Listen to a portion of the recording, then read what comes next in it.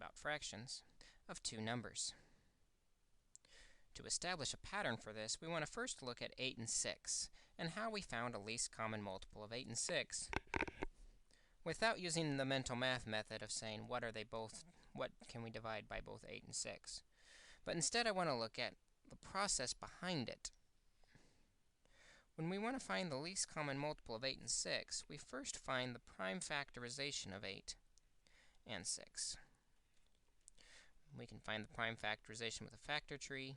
8 is 2 times 4. 4 is 2 times 2. So 8 turns out to be 2 to the 1, 2, 3, 2 to the third power. And 6 is simply 2 times 3. The way we use these factors in order to find the least common multiple, or least common denominator, is we say, well, from the first number, we have a factor of 2. The second number, we see a 2 factor, but we don't need to list it twice. It's already there. But we do have a new factor of 3.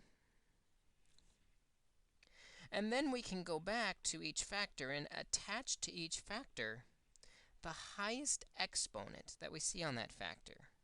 For example, we see the 2's. The highest exponent on 2 is a 3. So 2 cubed times 3 will be our least common multiple, or 8 times 3, which is 24. 24 is the smallest number that we can divide by both 8 and 6.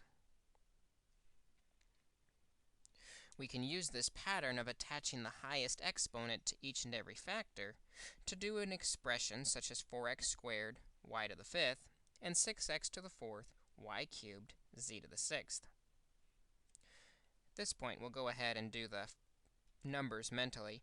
We know that 4 and 6 both go into 12. The least common multiple of 4 and 6 is 12. And then we see a factor of an x, a factor of a y.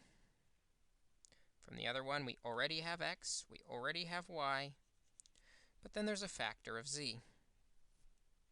Now we go back and attach the highest exponent we see on each factor. With x, the highest exponent we see on there is a 4. With y, the highest exponent on a y is a 5.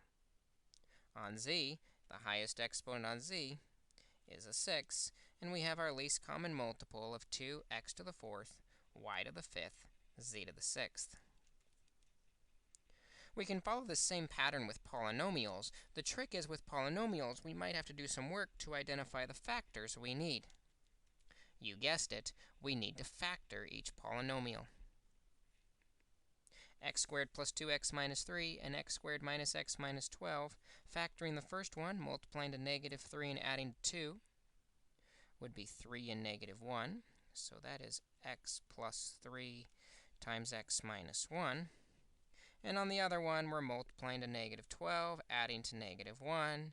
It would be negative 4 and 3, so it's x minus 4 times x plus 3. Again, these shortcuts only work because there's a 1 in front of x squared. And then for the least common multiple, or least common denominator, we have an x plus 3 factor, an x minus 1 factor, an x minus 4 factor, and then there's no need to list the x minus 3 again. It's already there. And so this becomes our least common multiple. Because there's no exponents in the factor, no exponents in the least common multiple. Let's try one more. In this one, if we factor the first one, multiplying to 25, adding to negative 10, it's negative 5 and negative 5, which match, telling us we have a perfect square. X minus 5 squared. For the other polynomial, we're multiplying to 45, adding to negative 14. That's going to negative 5 and negative 9. So we have x minus 5 times x minus 9.